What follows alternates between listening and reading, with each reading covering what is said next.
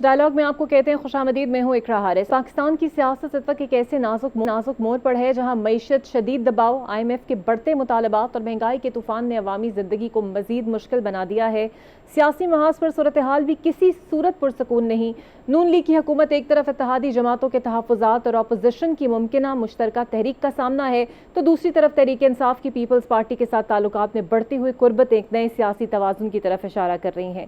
سوال یہ ہے کہ کیا وفاقی حکومت اس بدلتے ہوئے سیاسی ماحول میں مکمل طور پر متحد اور تیار ہے، اور کیا واقعی 28 آئینی ترمیم کے محض ایک قانونی عمل ہے یا اس کے پیچھے طاقتور سیاسی سودے بازی بھی جاری ہے؟ اسی پر بات کرنے کے لیے مجھے جوائن کریں گے نون لیگ کے سینئر رہنما اور وفاقی وزیر طارق فضل چودھری صاحب۔ بہت شکریہ طارق صاحب آپ کے وقت کا۔ سر، اس میں تو کوئی شک نہیں ہے کہ پاکستان کی کوششوں کی بدولت اگر آج مارک روبیو یہ کہہ رہے ہیں کہ ایک آدھ دن میں معاہدہ سائن ہو جائے گا، تو ہم امید کریں کہ فیلڈ مارشل صاحب کی محنت، وزیر داخلہ صاحب وہاں موجود ہیں، وزیر اعظم صاحب نے کافی اس معاملے کو پرسو کیا، واقعی اب کسی حتمی ڈیل کی طرف یہ معاملہ بڑھ جائے گا؟ ہاں، بسم اللہ الرحمن الرحیم۔ دیکھیے، اللہ تعالیٰ کا شکر ہے کہ پاکستان کی جو امریکہ اور ایران میں ثالثی کی جو کوششیں ہیں وہ اس سے پہلے بھی یعنی بڑی کامیاب رہیں، اور یہ سفارتی جو محاذ ہے اس میں پاکستان کی ایفرٹس کو پوری دنیا نے بڑی قدر اور بڑی عزت کی نگاہ سے دیکھا۔ پاکستان کو بڑی پذیرائی حاصل ہوئی، اور پاکستان میں ایک مذاکرات کی ایک نشست ہو چکی ہے، اور اس کے بعد بھی یہ سلسلہ جو ہے جو پاکستان نے جاری رکھا، اس میں پرائم منسٹر شہباز شریف صاحب، فیلڈ مارشل سید عاصم منیر صاحب، یعنی مسلسل یہ کوششیں جو ہے جاری رہی پاکستان کی طرف سے۔ اور ابھی بھی فیلڈ مارشل صاحب کا آپ نے دیکھا کہ ان کا جو حالیہ دورہ ایران وہ بھی اسی سلسلے کی ایک کڑی ہے۔ ایز اے پالیسی ابھی کوئی وقت سے پہلے آپ یہ کہیں کہ بہت ساری معلومات ایسی ہیں جو ڈکلیئر نہیں کی جا رہی، لیکن میں اتنا ضرور کہوں گا کہ انشاءاللہ بہت جلد یہ معاملہ اپنے منطقی انجام تک پہنچے گا، اور یہ جو امن معاہدہ ہے یہ سائن ہوگا انشاءاللہ، اور پاکستان میں ہی ہوگا انشاءاللہ۔ طارق صاحب، اس میں تو کوئی شک نہیں ہے پاکستان اس وقت ایپل آف این آئی ہے، اور پوری دنیا کی نظریں پاکستان پر ہیں، اسٹریٹجک پوزیشن پاکستان انجوائے کر رہا ہے، لیکن سیاسی طور پہ دیکھا جائے تو آپ کے مخالفین آپ سے خوش نہیں ہیں۔ سیاسی کمیٹی بنانے کی وہ لوگ بات کرتے ہیں، آپ اس کو رد کر دیتے ہیں، علاج ان کی مرضی کا کروانے نہیں دیتے، ملاقاتیں تک ان کی بند ہیں۔ آپ کو نہیں لگتا سیاسی ہارمنی، سیاسی امن پاکستان میں بھی ہونا چاہیے؟ دیکھیے، جتنی پاکستان کو عزت ملی ہے پچھلے ایک سال میں، وہ مارکہ حق سے لے کے جن سفارتی محاذ پہ پاکستان کی کامیابیوں کا میں ابھی ذکر کر رہا تھا، اس سے پاکستان کا ایک نیا چہرہ اور ایک نئی پوزیشن جو ہے پوری دنیا کے سامنے مرج ہوئی ہے۔ لیکن صرف اس پہ خوش ہونا، صرف اس پہ خوشیاں منانا، جو کہ بالکل منانی چاہیے، اور ہمیں بجا طور پہ فخر ہے اس بات پہ کہ پاکستان نے اتنی ترقی کی، اتنا پاکستان کا نام بلند ہوا، لیکن اس کا فائدہ عوام کو ضرور پہنچنا چاہیے، اور پہنچے گا انشاءاللہ۔ اور اس میں یہ جو آپ جس پولیٹیکل آپ یہ کہیں کہ ڈیوائیڈ کی بات آپ کر رہی ہیں، اس کو بھی دور کرنا یہ بھی ہماری ذمہ داریوں میں سے ایک ذمہ داری ہے، جسے ہم سمجھتے ہیں کہ ضرور کیا جائے گا۔ موسٹ اسپیسیفکلی میں اگر آپ کو بتاؤں تو پرائم منسٹر صاحب کی ایک ملاقات جو ہے وہ متوقع ہے لیڈر آف اپوزیشن سے، گو کہ ہم نے انہیں ان کے چیمبر میں جا کے رانا ثناء اللہ صاحب کی سربراہی میں بھی ساتھ تھا، ہم نے انہیں دعوت دی کہ آپ تشریف لائیں اور پرائم منسٹر ہاؤس آئیں، اسپیکر صاحب کے چیمبر آ جائیں، وہاں پہ مل سکتے ہیں، لیکن ابھی تک وہ فائنل نہیں کر پائے۔ تو اگر وہ ملاقات ہو جاتی ہے تو ہماری طرف سے تو اوپن دعوت آج بھی موجود ہے، اور اگر کوئی تیسرا وینیو وہ کہیں گے کہ تو اس میں بھی ہم غور کریں گے انشاءاللہ، کیونکہ ہم چاہتے ہیں کہ یہ جو ڈیوائیڈ ہے پولیٹیکل، اس میں کمی آئے، اور اپوزیشن جو ہے وہ اپنا کردار ادا کرے مثبت طور پہ۔ ابھی آپ دیکھیں کہ وہ پارلیمنٹ کا تو حصہ ہیں، لیکن کمیٹیوں میں نہیں آ رہے، اسٹینڈنگ کمیٹیوں کا بائیکاٹ کیا ہوا ہے، پبلک اکاؤنٹس کمیٹی کا بائیکاٹ کیا ہوا ہے، تو یہ کوئی بڑا آپ یہ کہیں کہ خوشائند نہیں ہے۔ پارلیمنٹ جو ہے اس میں ان کا کردار جو اپوزیشن کا بنتا ہے وہ انہیں ادا کرنا چاہیے۔ اب تو وہ صرف انہوں نے پارلیمنٹ کو ایک ڈیبیٹنگ کلب بنایا ہوا ہے کہ آتے ہیں، تقریر کرتے ہیں، گھر چلے جاتے ہیں۔ طارق صاحب، چیف الیکشن کمشنر سکندر سلطان راجہ نے گریڈ 21 اور 22 کے جو افسران ہیں 4 ان کی توسیع کی ہے ان کی ملازمتوں میں. سر کیا وجہ ہے کہ اب تک آپ لوگ چیف الیکشن کمشنر کو بدل نہیں رہے؟ وہ اپنی میعاد کے بعد خود اب بھی غیر معینہ مدت تک کے لیے اپنی سیٹ پر موجود ہیں. جو خود غیر معینہ مدت کے لیے موجود ہے وہ دوسروں کی ملازمتوں میں بھی توسیع کر رہا ہے، خود بھی ایکسٹینشن ہے اور آگے بھی ایکسٹینشن دے رہا ہے. یہ آپ کو لگتا ہے درست عمل ہے؟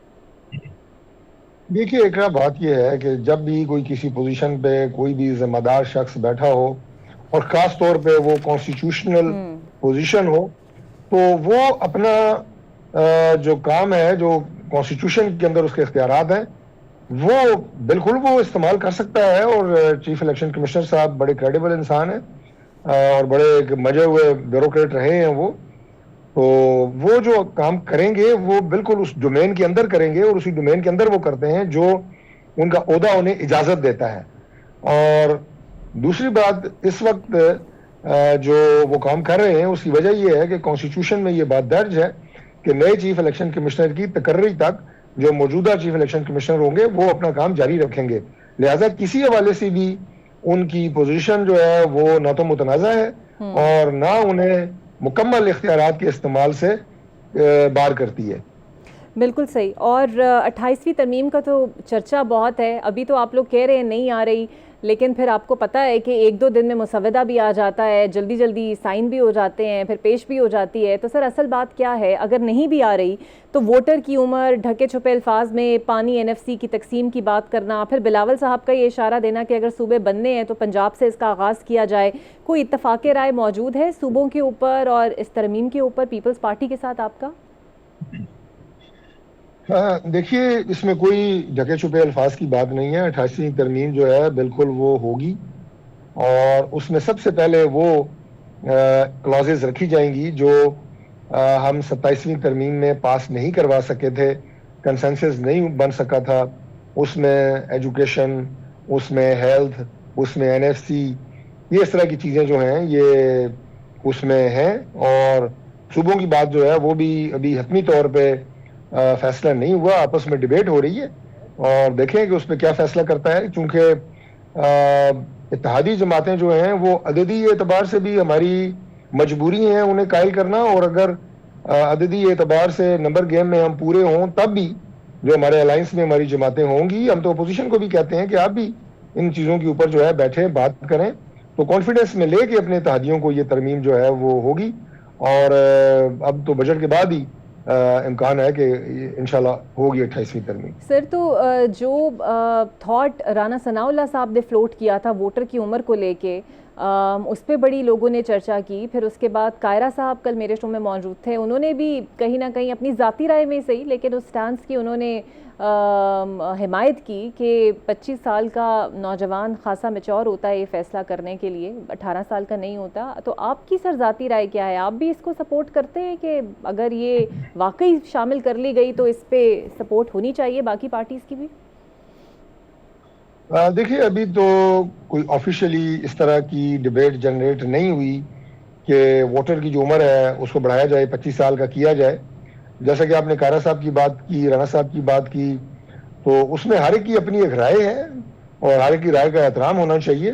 لیکن گورنمنٹ کی سطح کے اوپر اس طرح کی کوئی بات اس وقت زیر بحث نہیں ہے کہ اس کو 28ویں ترمیم میں شامل کیا جائے کہ ووٹر کی جو عمر ہے اس کو بڑھایا جائے. اور سر بجٹ کی بھی آمد ہے اور آپ یہ جانتے ہیں کہ چاہے اس جنگ کی وجہ سے ہی صحیح، آپ نائے ہرمز کی وجہ سے ہی صحیح، ایک عام آدمی بڑا پسا ہے مہنگائی میں. آپ کی گورنمنٹ کا یہ 5واں بجٹ ہوگا، اس بجٹ میں ہم کچھ حالات سدھرنے کی امید رکھیں یا پھر جوں کہ تو ہی رہیں گے اس بجٹ کے بعد بھی؟ دیکھیے، چیلنجز تو ہیں، ظاہر ہے، بالکل ایک ایسے گھر کی مانند کہ جس کا جو ماہانہ خرچہ زیادہ ہو اور آمدن کم ہو، تو چیلنجز تو رہتے ہیں. اور یہ چیلنجز پاکستان کی بھی بالکل یہی صورتحال ہے کہ ہمارے اخراجات سالانہ زیادہ ہیں اور سالانہ جو ہماری تمام ذرائع آمدن ملا بھی لیں تو آمدن ہماری کم ہوتی ہے، بجٹ خسارے کا ہوتا ہے. تو اس میں چیلنجز ہیں اور اس بجٹ میں بھی ہوں گے. لیکن ہماری کوشش یہ ہے، جو میں نے تھوڑی سی بات اس سے پہلے بھی آپ سے کی ہے، کہ عام آدمی کی زندگی کے اندر آسانی لے کے آنا، یہ ہماری اولین ترجیحات میں شامل ہے. اور پاکستان کی ترقی، پاکستان کو معاشی طور پہ مضبوط بنانا، داخلی طور پہ امن قائم کرنا، خوشحالی لانی، عوام کے لیے زیادہ سے زیادہ وسائل کو مہیا کرنا، یہ وہ ٹارگٹس ہیں جس پہ پرائم منسٹر، فیلڈ مارشل سارے ہم کام کر رہے ہیں، اور انشاءاللہ تعالی یہ رزلٹ جو ہے یہ قوم کو ہم ضرور دیں گے. سر لیکن جب سے آپ کی حکومت آئی اور انفیکٹ پی ڈی ایم کے دور سے ہی مہنگائی میں تو صرف اضافہ ہی ہم دیکھ رہے ہیں اور خاصا اضافہ دیکھ رہے ہیں. سو آپ کو نہیں لگتا کہ جب آپ لوگ عوام کے سامنے دوبارہ آئیں گے ووٹ کے لیے تو یہ ایک بڑا سیٹ بیک کے طور پہ فیکٹر کاؤنٹ ہوگا؟ دیکھا، اگلے الیکشن سے پہلے انشاءاللہ معاملات بہت بہتر ہوں گے. میں آپ کو یہ بات صرف یعنی خوش گمانی کے طور پہ نہیں بتا رہا، بلکہ معلومات کی بنیاد پہ بتا رہا ہوں کہ انشاءاللہ وہ اقدامات جن سے پاکستان مضبوط ہو، مستحکم ہو، عام آدمی کی زندگی کے اندر آسانی ہو، یہ ہمارا ٹارگٹ ہے.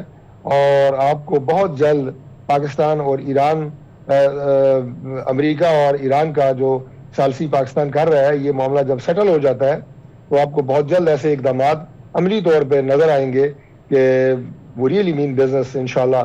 اور وہ اس کا مطلب یہ ہے کہ پاکستان کے عوام کے لیے پاکستان کی بین الاقوامی کامیابیوں کو، پاکستان کی انڈیا کے اوپر جو ایک مارکہ حقی شکل میں کامیابی اللہ نے دی، ان کی ایکچوئل جو ٹرانسلیشن پاکستان کی عوام کے لیے آپ کو نظر آئے گی.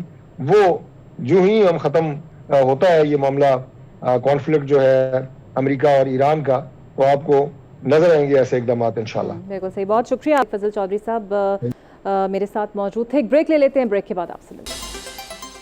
اس وقت مشرق وسطیٰ کی صورتحال ایک نئے اور اہم سفارتی موڑ میں داخل ہوتی دکھائی دے رہی ہے، جہاں خطے میں کشیدگی اور جنگ کے خطرات کے درمیان ایک بڑی سفارتی پیش رفت کی خبریں سامنے آ رہی ہیں. فیلڈ مارشل سید عاصم منیر کے حالیہ کامیاب دورے کو اس تناظر میں انتہائی اہم قرار دیا جا رہا ہے اور مثبت پیش رفت کی امید جاگ رہی ہے. امریکی اور ایرانی دونوں جانب سے مثبت پیش رفت کی تصدیق بھی سامنے آئی ہے، جس سے یہ تاثر مزید مضبوط ہوا ہے کہ فریقین کسی بڑے معاہدے کے قریب پہنچ چکے ہیں. امریکی وزیر خارجہ نے اپنے حالیہ بیان میں کہا ہے کہ ایران کے ساتھ مذاکرات میں واضح پیش رفت ہوئی ہے اور انہیں امید ہے کہ جلد اس کشیدگی کے خاتمے کی جانب کوئی بڑی خبر سامنے آ سکتی ہے.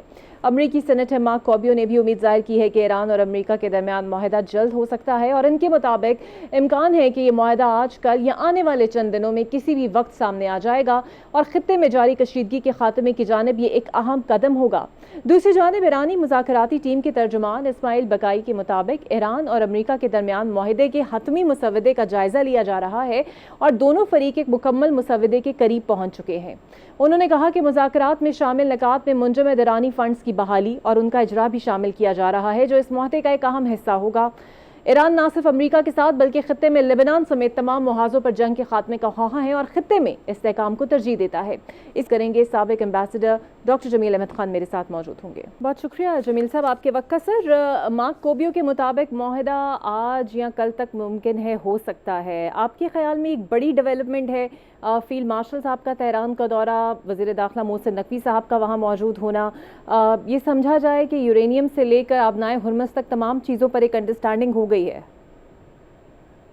جی دیکھیں، یہ پہلی بات تو یہ ہے کہ جو جتنے بھی ہمیں مل رہے تھے اشارے پچھلے تقریباً 48 گھنٹوں سے وہ یہی مل رہے تھے، مثبت اشارے مل رہے تھے. چاہے وہ مارکو روبیو ہوں، انہوں نے اس سے پہلے بھی بیان دیا گزشتہ شب، اور ابھی کا بیان، تو وہ ایک تسلسل ہے کہ یس پروگریس ہو رہی ہے اور پاکستان خود بھی کہہ رہا ہے کہ ویری انکریجنگ پروگریس. تو بالکل ہو رہی ہے پروگریس. اور پروگریس کیا ہو سکتی ہے؟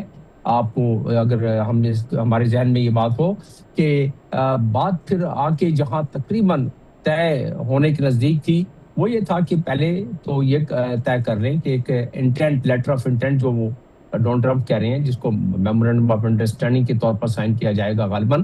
تو اس میں صرف یہ ہے کہ پرماننٹ جنگ بندی یا جنگ بندی آل فرنٹس پر وہ کہہ رہے ہیں ایرانین. میں سمجھتا ہوں وہ بات مان لی گئی، کیونکہ پچھلی مرتبہ بھی تو اس میں لبنان میں جنگ بندی ہو گئی تھی، معاف کیجیے گا. اور اس کے ساتھ ساتھ پھر آبنہ ہرمز کے دونوں طرف سے کھلنا اور پھر 30 دن کا ونڈو کریٹ کرنے کی بات تھی نا. تو وہی نظر آ رہا ہے اب بھی.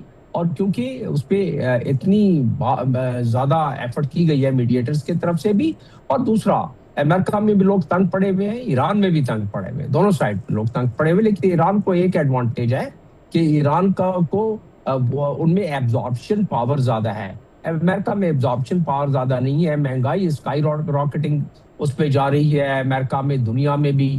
اسی طریقے سے جن چیزوں کی طلب ہے، چاہے وہ فرٹیلائزر ہو گیا، باقی ہیلیم ہو گیا، میگنیزیم، باقی تمام جتنی بھی چیزیں ہیں ان کی شارٹیج ہونا شروع ہو گئی ہے. اور اس کے مضمرات جس طرح 1920 میں ایک پورا ڈپریشن، یعنی بہت زیادہ اکنامک پرابلم آ گئی تھی، ڈپریشن، تو وہ اس قسم کے آثار شروع ہو گئے تھے. یہ تو ابھی تو انفلیشن ہے نا، انفلیشن کے بعد اگلا اسٹیپ ڈپریشن کا تھا، تو دنیا کبھی نہیں چاہے گی. اور امریکہ میں خود اگر یہ حالات رہے تو ریپبلکن جو ہے وہ ہمیشہ کے لیے اپنے اوپر ایک کالا داغ لگا کے چلی جائے گی، الیکشن ہار کے اور پھر امپیچمنٹ کروا کے.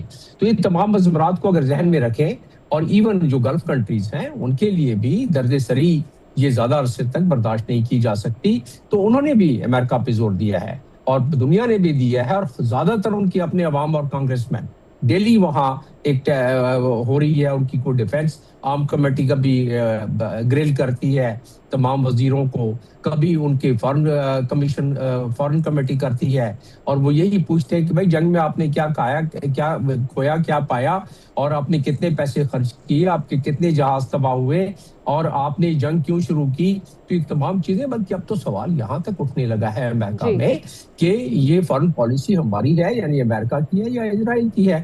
تو جب اتنے سوالات اور اتنی زیادہ پریشر پڑ رہا ہے، آپ نے دیکھا کہ کل ڈونلڈ ٹرمپ جو ہے اپنا ریلی میں تھے اور ان کے خلاف نعرے لگنا شروع ہو گئے.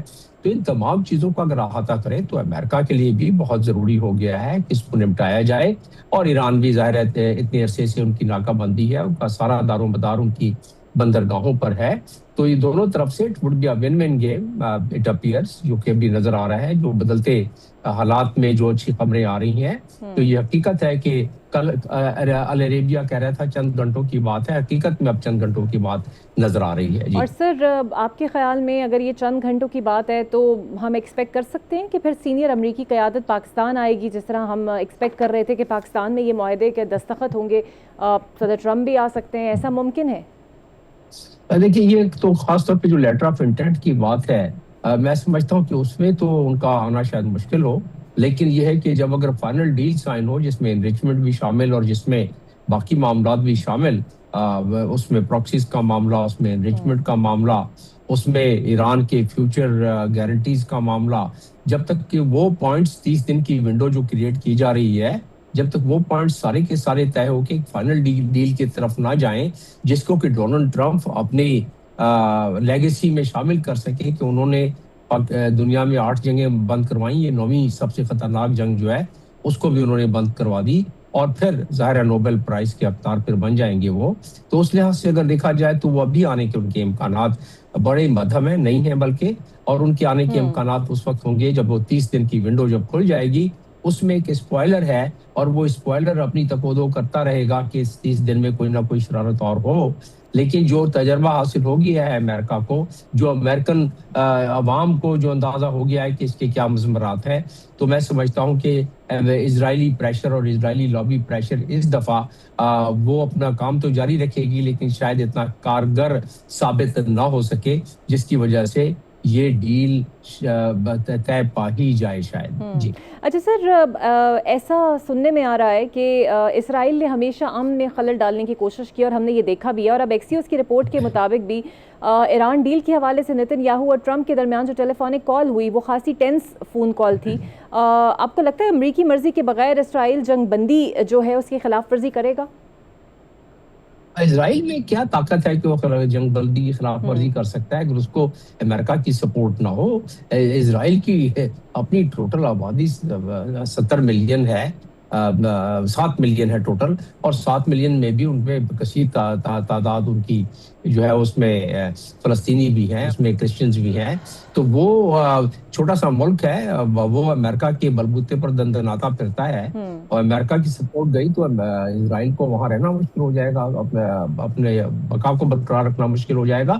تو نہیں، جواب ہے کہ نہیں، وہ امریکہ کی سپورٹ کے بغیر اسرائیل کچھ نہیں. اور اسی لیے اسرائیلی لابی جو کہ پورے امریکہ میں بلکہ دنیا کے مختلف ممالک میں انہوں نے اپنے تانے بانے بہت زیادہ بنے ہوئے ہیں، اور وہ تانے بانے کیوں اتنے زیادہ بنے ہوئے ہیں کہ ان کا انفلوئنس وائٹ ہاؤس میں بھی، ان کا انفلوئنس کانگریس، اور ان کے علاوہ اس کے علاوہ state department, Pentagon, media, you name any thing, اور وہاں آپ کو ان کا انفلوئنس نظر آتا ہے، کیونکہ انہوں نے پچھلے 250 سالوں سے 150 सालों से यही काम किया है उन्होंने कि अपनी लॉबी को मजबूत करने की कोशिश की है। बहुत शुक्रिया जमील साहब आपके वक्त का। उम्मीद कि जल्द से जल्द ये माहिदा हो ताकि जो अबनाए हुर्मुज़ की वजह से स्ट्रेस और इकॉनमी के ऊपर टेंशन नज़र आती है उसके बादल छट जाएँ। ब्रेक लेते हैं, ब्रेक के बाद आपसे मिलते हैं। Welcome back. और अब मुझे ज्वाइन करेंगे सीनियर सियासतदान है, कानूनदान है, साबिक वफाकी वज़ीर हैं फवाद चौधरी साहब। बहुत शुक्रिया फवाद साहब। सर आपने कुछ रोज़ कबल नेशनल डायलॉग कमेटी के प्लेटफॉर्म से मौलाना से मुलाकात की थी और मौलाना आजकल फिर से अहम तो हैं ही, रेलेवेंसी उनकी हमेशा कायम भी रहती है, सब लोग उनसे मिल रहे हैं। सुहेल आफरीदी साहब ने भी मुलाकात कर ली, अचकज़ई साहब से भी कर ली। आपको लगता है कुछ सियासी माहौल नरम हो सकता है? इस हवाले से आपकी भी उनके साथ बातचीत हुई है? जी, उनसे काफ़ी तवील मुलाकात रही, 1.5 घंटे के करीब हमारी उनसे मुलाकात हुई। काफ़ी हमने बातें डिस्कस की। फिर पीर साहब पगाड़ा साहब से भी हमारी बड़ी तवील मुलाकात हुई। हमारा मुद्दा ये है कि पाकिस्तान में इस वक्त अपोजिशन नहीं है और हुकूमत की जो खामियां हैं या जिस तरह से हुकूमत चलाई जा रही है, जिस तरह से ये हुकूमत बनी है, वो तो सबके सामने ही है। असल मसला ये है कि पाकिस्तान में अपोजिशन भी नहीं है और हमारा जो नुक्ता नज़र था मौलाना साहब के साथ, पीर साहब पगाड़ा साहब के साथ, वो यही था कि ये हजरात जो हैं वो इस वक्त अगर इकट्ठे होते हैं और एक स्ट्रॉन्ग अपोजिशन की बुनियाद रखते हैं तो पाकिस्तान के अवाम की इस वक्त जो डिमांड है वो ये है कि स्ट्रॉन्ग अपोजिशन होनी चाहिए। जो इस वक्त तरीके इंसाफ की जो लीडरशिप है बाहर और तरीके तहफ़्फ़ुज़ आइन के हैं वो नहीं दे सकती और जब तक ये पार्टियां जमात इस्लामी, GDA, JUI ये इकट्ठे नहीं होते तो एक स्ट्रॉन्ग अपोजिशन का बनना जो है वो बहुत मुश्किल।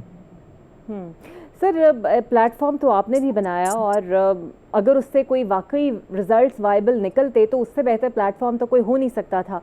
रिस्पांस अगर मिल क्यों नहीं रहा है ऐसा, इसकी वजूहात आपको क्या लगती हैं? देखिए, उसकी रिस्पांस की जो सबसे बड़ी प्रॉब्लम है वजह ये है कि ये जो एक तासुर बना लिया है हुकूमत ने आपस में कि हम अवाम के साथ जो मर्जी भी कर लें, हम इनको पेट्रोल की प्राइस जो है वो चाहे 1000 रुपया हो जाए, यहाँ पे हम जो मर्जी कर लें, लोगों ने बाहर नहीं निकलना। सो ये जो कॉन्सेप्ट है that has led to a very contemptuous I would say strategies and thinking towards ordinary people. और जब तक ये तासुर दूर ना हो, हुकूमत कोई ज़रूरत महसूस नहीं करती कि वो जो सियासी माहौल है उसके अंदर नॉर्मलिटी लेके आए या चीज़ों को बेहतरी की तरफ लेके जाए। फवाद साहब आपने भी एक स्टोरी सुनी होगी, एक सीनियर सहाफ़ी अंसार अब्बासी साहब फिर से कह रहे हैं कि कोई पसे पर्दा मुज़ाकरात हो रहे हैं, अगर हो भी रहे हैं तो कुछ उसके रिजल्ट्स या कोई आसार तो नज़र नहीं आते। मुलाकातें बंद है खान साहब की, उनसे कोई एसेस नहीं है, उसके अलावा दबाव अपनी जगह मौजूद है, मुकदमात वैसे के वैसे मौजूद हैं। तो आपको लगता है वाकई कुछ ऐसी कोशिश हो भी रही है?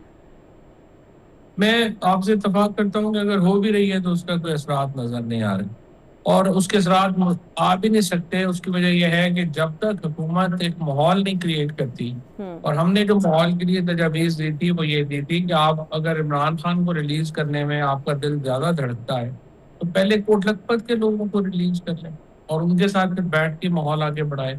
लेकिन आपने देखा एजाज चौधरी साहब का जो हाल है इस वक्त, महमूद रशीद साहब का जो हाल है, यास्मीन राशिद का जो हाल है, हुकूमत किसी तौर के ऊपर भी अपनी पॉलिसी तब्दील करने को तैयार नहीं है और उसकी बुनियादी वजह यही है कि वो समझते हैं कि PTI की जो लीडरशिप है वो इतनी ना अहल, नाकम्मी और नालायक है और जो दुरुस्त तौर के ऊपर समझते हैं कि वो कोई चैलेंज नहीं है। और जब वो कोई चैलेंज नहीं है तो हमें क्या जरूरत है? वो तो समझते हैं कि उनकी पॉलिसी जो है दबा के रखने की वो बड़ी कामयाब पॉलिसी है, इसलिए हमें जरूरत।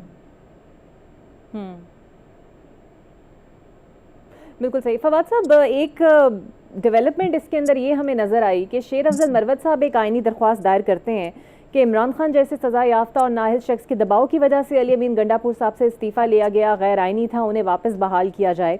अब सवाल ये है, गंडापुर साहब खुद तो गए नहीं, मरवत साहब पहुँच गए, तो इसकी आइनी हैसियत क्या बनती है और कोई लॉजिक आपको इसकी नज़र आती है? नहीं, कोई ना कोई आइनी हैसियत है ना कोई लॉजिक है। शेर अफजल मरवत साहब से मेरी मुलाकात भी हुई थी 2 हफ्ते पहले, तो वो मैं डिस्कस कर रहे थे कि मैंने कहा था आप ये ना कीजिएगा, इसकी सवाए इसके कि ये लगेगा कि आप इमरान खान के खिलाफ पिटीशन कर रहे हैं, इसका कोई आपको फायदा नहीं होगा। और इसके नतीजे में शेर अफजल मरवत साहब ने अपनी भी बड़ी सुबकी करवाई है और अली अमीन की भी सुबकी करवाई और अली अमीन ने इसीलिए आके कह दिया कि मेरा तो कोई ताल्लुक ही नहीं है, ना ही मैंने ये कहा है उनको करने को। تو شیر افضل مروت صاحب کی جو اس وقت کی جو آئی وڈ سے کہ جو پٹیشن ہے ایک ذاتی غصے کا سہیل آفریدی سے ان کو بڑے خلاف ہے. ان کی جائز شکایات نہیں ہے, یہ نہیں کہ ان کی شکایات ناجائز ہیں, ان کی جائز شکایات جائز ہے, لیکن بہرحال جو پولیٹیشین ہوتا ہے اس کے اندر یہ صلاحیت ہونی چاہیے کہ وہ اپنا جو غصہ ہے اس کو مینیج کر سکے اور اس وقت اس کو اظہار کرے جب پراپر موقع ہو. اگر اب جس طرح سے شیر افضل مروت صاحب نے کیا ہے اس کا سوائے ان کی اپنی ذات کو کسی کو کوئی نقصان نہیں. فواد صاحب 28ویں ترمیم کی بازگشت ہے اور بازگشت تبھی ہوتی ہے جب کچھ آنے والا ہو. شروع میں یہ لوگ انکاری ہوتے ہیں, بعد میں آہستہ آہستہ مسودے سامنے آتے ہیں اور راتوں رات ترمیم ہو جاتی ہے. سو اس ترمیم کو لے کر سننے میں آ رہا ہے کہ پیپلز پارٹی اور پی ٹی آئی میں کچھ نزدیکیاں مطلب کم ہو رہی ہیں اور کچھ اتحاد آپ کو لگتا ہے یہ دونوں پارٹیز آ سکتی ہیں ایک میز کے اوپر اور ترمیم کو لے کر ہی صحیح لیکن کوئی ایجنڈا ایک ہو سکتا ہے ان کا؟ اس ترمیم میں میرے خیال کے اندر تو جو سوچ ہے وہ تو اسٹیبلشمنٹ کی اور پی ٹی آئی کی ایک ہے, اور اگر کوئی دو جماعتیں قریب آ سکتی ہیں تو وہ اسٹیبلشمنٹ اور پی ٹی آئی ہے. پی ٹی آئی میں چونکہ عمران خان ایک نیشنل لیڈر ہے, ان کے نزدیک وفاق کی اہمیت ہے, تو صرف ایک ہی جماعت ہے جو کہ اس ترمیم کی اصل سپورٹ کر سکتی ہے اور وہ پاکستان تحریک انصاف ہے. ان کو کرنی بھی چاہیے. اگر اس کے خلاف ہو جائیں انہیں بڑی سوچ سمجھ کے اس ترمیم کی جو ترامیم کی جو چیزیں سامنے آ رہی ہیں, یعنی جو ڈیولوشن کی بات ہو رہی ہے, جو NFC ایوارڈ کی ری ڈیزائننگ کی بات ہو رہی ہے, یہ بڑے ضروری ہیں اور پی ٹی آئی کو اس کی ضرور حمایت کرنی چاہیے. سر لیکن جو آئیڈیا اس سے ایک اور بڑا فلوٹ ہوا اور رانا ثناء اللہ صاحب کا آپ کی تو نظر سے گزرا ہوگا, وہ کہتے ہیں جناب اگر ہوگی تو پھر ووٹر کی عمر بھی 25 سال ہونی چاہیے. میں نے بھی کل یہ سوال قائرہ صاحب کے سامنے رکھا, انہوں نے بھی اپنی ذاتی رائے میں اشاروں کنایوں میں کہیں نہ کہیں اس پہ سپورٹ کیا کہ واقعی 25 سال میں ایک میچورٹی ہوتی ہے, انسان چیزوں کو زیادہ بہتر طریقے سے اپریہینڈ کر سکتا ہے. آپ کو لگتا ہے کہ واقعی ایک بہت ہی میچور فیصلہ ہوگا سیاستدانوں کا بھی اگر اس ترمیم کو بھی شامل کر لیا جائے؟ یہ جو قائرہ صاحب ہیں, رانا ثناء اللہ ہیں, یا نون لیگ پیپلز پارٹی, یہ عمر 100 سال بھی کر دیں گے تو ان کا کوئی چانس نہیں. الیکشنز میں یہ الیکشن نہیں جیت سکتے, نہ ہی عوام ان کے ساتھ ہے. پاکستان کے فیصلے تو ہیں ہی اب 25 سال سے کم عمر کے لوگوں کے ہاتھ. 64% آبادی پاکستان کی 25 سال سے کم عمر کے لوگوں کے اوپر ہے. اور اگر آپ دیکھیں تو اس کا مطلب یہ ہے کہ 3 کروڑ سے 3.5 کروڑ ووٹر جو ہے آپ کہہ رہے ہیں کہ وہ نااہل ہے اور وہ ہمیں ووٹ نہ ڈالیں. اگر کوئی بھی سیاسی جماعت جس میں تھوڑی سی بھی عقل ہو, وہ اتنے بڑے گروپ آف ووٹرز کو اپنے خلاف تو نہیں کرتی. بالکل صحیح, بہت شکریہ فواد کے وقت کا. فواد چوہدری صاحب میرے ساتھ موجود ہے, ایک بریک لے لیتے ہیں, بریک کے بعد آپ سے ملتے ہیں. Welcome back. اور اب مجھے جوائن کریں گے وزیر اطلاعات کے پی شفیع جان صاحب. بہت شکریہ شفیع آپ کے وقت کا.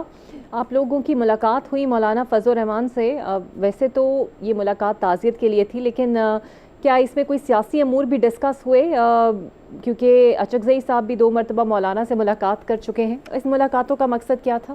سب سے پہلے آپ کا شکریہ. جہاں تک سی ایم آفریدی صاحب کی ملاقات کا تعلق ہے مولانا فضل الرحمان صاحب سے, تو کل رات کو سی ایم آفریدی صاحب ان کی رہائش گاہ پہ گئے. وہاں پہ مولانا ادریس کے لیے دعا کی گئی, تعزیت کی گئی, کیونکہ مولانا ادریس عالم اسلام کا ایک بہت بڑا نام تھا, پاکستان کا بہت بڑا نام تھا. ان کے اس وقت لاکھوں طلباء ہے جو ان سے علم حاصل کر رہے تھے, اور ان کا جو جس طریقے سے ان کو شہید کیا گیا, وہ پورے پاکستان کا نقصان جس طریقے سے ہوا ہے اس پہ تعزیت کی گئی. اس کے علاوہ امن و امان کے حوالے سے وہاں پہ ایک ڈیٹیل ڈسکشن ہوئی. مولانا فضل الرحمان صاحب اور سی ایم آفریدی صاحب نے امن و امان کے لحاظ سے بات کی. پھر جو صوبے کی حقوق ہے اس پہ کافی ڈیٹیل ڈسکشن رہی. اوور آل یہ جو ملاقات تھی سی ایم آفریدی صاحب کی مولانا فضل الرحمان صاحب سے, یہ کافی پازیٹیو رہی اور کافی خوشگوار رہی. تو یہ جو خوشگوار ملاقات تھی اس کا تسلسل آگے بھی بڑھ سکتا ہے, بیکاز آپ لوگوں نے صوبے کے معاملات پر بھی بات کی اور اب آگے بھی کچھ معاملات پہ ہو سکتا ہے آپ کو مولانا صاحب کی ضرورت پڑے. دیکھیں ہم سیاسی لوگ ہیں, تحریک انصاف ایک سیاسی پارٹی ہے, اور سیاسی لوگ جو ہوتے ہیں وہ بات چیت بھی کرتے ہیں, وہ اتحاد بھی بناتے ہیں, اتحاد چھوڑتے بھی ہیں. اس وقت جو فوکس کیے ہوئے ہیں وہ اس وقت 28ویں ترمیم کی بات ہو رہی ہے. اس کی ضمن میں ہم نے پیپلز پارٹی کے جو اس وقت گورنر فیصل کریم کنڈی صاحب ہیں ان سے بھی ملاقات ہوئی, تو ہم GUI سے بھی بات کریں گے. سیاسی اس حکومت کے خلاف جو بھی سیاسی قوت ہوگی ہم اس کے ساتھ بات چیت بھی کریں گے. جو 28ویں ترمیم روکنے میں ہماری مددگار ثابت ہو سکتی ہے, ان تمام لوگوں کے آفیسز بھی ہم جائیں گے, ان سے بات چیت بھی کریں گے, اور ایک جو راستہ ہے بات چیت کا وہ بھی کھلا رکھیں گے. اور شفیع صاحب ان باتوں میں کتنی صداقت ہے کہ کہیں نہ کہیں آپ لوگوں کو امید دلائی گئی ہے کہ سچویشن ول بی بیٹر؟ انصار عباسی صاحب کی بھی سٹوری ہے کہ پس پردہ کوئی مذاکرات ہو رہے ہیں، کوئی بات چیت ہو رہی ہے، حالانکہ اشارے تو ویسے آپ لوگوں کے لیے کوئی مثبت نظر نہیں آ رہے، بٹ ایسا کچھ ہے کہ واقعی کچھ چیزیں بیک ڈور پہ چل رہی ہیں؟ دیکھیں، تحریک انصاف کسی بیک ڈور رابطے پہ بلیو نہیں کرتی، اور نہ ہی ہمیں کوئی خواہش ہے بیک ڈور رابطے سے۔ اگر ہم اس وقت اقتدار میں ہیں تو لوگوں کی ووٹ سے آئے ہیں، لوگوں کی بازو پہ آئے ہیں، اور آپ نے بڑی واضح میں یہ بات یہاں پہ کہہ دوں کہ انصار عباسی صاحب نے تو پہلی بھی کئی دفعہ ایسی سٹوریز کی ہیں، لیکن اس سٹوریز کو بھی کوئی بنیاد نہیں تھی، اور ابھی جو سٹوری انہوں نے کی ہے میں اس کی تردید کرتا ہوں۔ اچھا، اور بیرسٹر گوہر کی بھی ایک اہم وفاقی وزیر سے ان کی رہائش گاہ پر ملاقات ہوئی، سی ایم کے پی بھی وہاں پر موجود تھے، کیا یہ ملاقات صرف کے پی کے حالات کو بہتر کرنے کے لیے تھی کیونکہ کابینہ کی توسیع کے بعد یہ ملاقات ہوئی؟ کہ جس وفاقی وزیر کا ذکر کیا جا رہا ہے، جب بھی ان سے ملاقات ہوئی ہے، ان کیمرہ ملاقات ہوئی ہے، اور جو بھی اس ملاقات میں مدعا رہا ہے وہ صوبے کی امن و امان کی صورتحال ہی رہا ہے۔ آپ نے دیکھا ہوگا کہ جب بھی افریدی صاحب ان سے ملے ہیں تو افریدی صاحب نے بڑے مدلل انداز میں صوبے کا مقدمہ وہاں پہ لڑا ہے۔ اپیکس کی میٹنگ میں آپ نے دیکھا ہوگا کہ ہم نے تمام تر چیزیں ان کے سامنے رکھی، دونوں سائڈ سے کافی تفصیلاً گفتگو ہوئی، اس کے علاوہ کوئی ایسی ملاقات نہیں ہوئی جو جس قسم کی چہمگوئیاں اس وقت ہو رہی ہیں۔ بالکل صحیح۔ شفیع صاحب، ایک درخواست آپ کی نظر سے بھی گزری ہوگی جو مروت صاحب نے جمع کرائی کہ سہیل آفریدی صاحب کی جگہ واپس گنڈا پور صاحب کو لایا جائے، کیا یہ ان میں دراڑ ڈالنے کی کوشش ہے؟ کیونکہ گنڈا پور صاحب خود تو اس سے پیچھے ہٹ گئے ہیں، لیکن کیا واقعی کچھ دونوں کے درمیان سے حالات ٹف ہو سکتے ہیں؟ دیکھیں، جو درخواست مروت صاحب نے عدالت میں جمع کی ہے اور اس عدالت میں جو ایک پلی اختیار کی گئی ہے، اس کی 3 اینگلز ہیں۔ پہلی بات تو یہ ہے کہ افریدی صاحب کو نامزد عمران خان صاحب نے کیا تھا، اور مروت صاحب بھی اس وقت ایم این اے ہیں پی ٹی آئی کے ٹکٹ پہ، اور ان کو بھی عمران خان صاحب نے ہی نامزد کیا تھا۔ تب بھی عمران خان صاحب کنوکٹڈ تھے اکارڈنگ ٹو مروت صاحب، جنہوں نے درخواست میں چیز ظاہر کی ہے، تو پھر تو مروت صاحب بھی نااہل ہوں گے، پھر تو میں ایم پی اے ہوں، مجھے بھی تحریک انصاف کا ٹکٹ ملا تھا، میں بھی نااہل ہوں گا۔ دوسری چیز یہ ہے کہ علی امین گنڈاپور صاحب نے تو اپنی پوزیشن واضح کر دی ہے۔ علی امین گنڈاپور صاحب نے 3 سے 4 دفعہ استعفیٰ دیا، تو علی امین صاحب نے ٹویٹ بھی کر دی ہے کہ ان کا کوئی لینا دینا نہیں ہے۔ اگر ہم ایک 5 سیکنڈ کے لیے اس سوچ لیں کہ افریدی صاحب اس درخواست کی وجہ سے سٹیپ ڈاؤن ہونا پڑا، پھر علی امین صاحب کو بھی سٹیپ ڈاؤن ہونا پڑے گا، کیونکہ علی امین صاحب کو بھی عمران خان صاحب نے نامزد کیا تھا، اور جب ان کو نامزد کیا جا رہا تھا تب بھی وہ کنوکٹڈ تھے، تو پھر تو علی امین صاحب بھی دوبارہ نہیں بن سکیں گے۔ بات بڑی واضح ہے، اگر ایسے کوئی سچویشن بنتی ہے اور اس قسم کی درخواست سے افریدی صاحب کو سٹیپ ڈاؤن ہونا پڑتا ہے، تو ہم پولیٹیکل کمیٹی سے دوبارہ افریدی صاحب کو نامزد کرا دیں گے اور افریدی صاحب کو دوبارہ الیکٹ کرا دیں گے۔ یہ 100 دفعہ اس قسم کی درخواستیں لے کے آئیں، ہم 100 دفعہ سہیل آفریدی صاحب کو الیکٹ کرائیں گے، کیونکہ وہ عمران خان صاحب کے نامزد کردہ وزیر اعلیٰ ہے۔ عمران خان کا اعتماد ان پہ ہے۔ آخری ملاقات میں ان کو شاباش کا پیغام ملا ہے، کچھ اور پیغامات بھی ملے ہیں۔ جو ٹاسک خان صاحب نے افریدی صاحب کے کندھوں پہ ڈالا ہے، انہوں نے بخوبی اس کو سر انجام دیا ہے، اور جس طریقے سے وہ گورننس کو آگے لے کے بڑھ رہے ہیں، جس قسم کی تحریک کو وہ آگے لے کے بڑھ رہے ہیں، یہی وہ خوف ہے جو اس وقت کے طاقتور حلقوں کو پسند نہیں آ رہا۔ مروت صاحب کس کے اشاروں پہ کر رہے ہیں سب کو پتا ہے، لیکن مروت صاحب کو اخلاقاً یہ اس قسم کی درخواست جو ہے وہ دائر نہیں کرنی چاہیے۔ سر، لیکن آئینی عدالت موجود ہے، درخواست دائر ہو گئی ہے، آپ لوگوں کی تو اسٹریٹجی ویسے آپ نے بتا ہی دی کہ آپ لوگ دوبارہ سے انہیں نامزد کرا لیں گے، لیکن آپ کو لگتا ہے آئینی عدالت ہے کہیں یہ معاملہ واقعی سیریسلی ٹیک اپ نہ ہو جائے؟ دیکھیں، اس قسم کی درخواستوں کو تو انٹرٹین نہیں کرنا چاہیے۔ اس درخواست میں تو ایسی کوئی بات نہیں ہے۔ افریدی صاحب کو 7 مہینے ہو گئے ہیں، 7 مہینے بعد مروت صاحب کو یہ چیز کیوں یاد آ گئی ہے؟ پھر دوسری سائڈ پہ اگر آپ دیکھیں تو علی امین صاحب نے بڑی گریسفلی استعفیٰ دیا، انہوں نے فلور پہ بھی کہا، انہوں نے ریٹن بھی دیا، ٹویٹ بھی کی، گورنر سے جب ملے تب بھی انہوں نے کہا کہ میرے اوپر کوئی پریشر نہیں ہے اور میں اپنی مرضی سے استعفیٰ دے رہا ہوں۔ اس کیس میں ایسی کوئی بات نہیں ہے، لیکن جو اس وقت کے حالات ہیں تحریک انصاف کے لیے وہ نارمل نہیں ہے۔ اگر ایسی کوئی بھی سچویشن بنتی ہے تو اس کے لیے ہم بالکل تیار ہیں۔ یہ 100 دفعہ اس طریقے سے افریدی صاحب کو سائیڈ لائن کرے، ہم 100 دفعہ ان کو پولیٹیکل کمیٹی کے کہنے پہ الیکٹ کرائیں گے، کیونکہ عمران خان صاحب کی وہ چوائس ہے۔ شکریہ شفیع جان صاحب آپ کا۔ ضروری تو یہی ہے کہ ملک میں سیاسی ہارمنی بھی موجود ہو تاکہ ملک کے عوامی مسائل پر بھی توجہ دی جا سکے۔ مجھے دیجیے اجازت، اللہ حافظ۔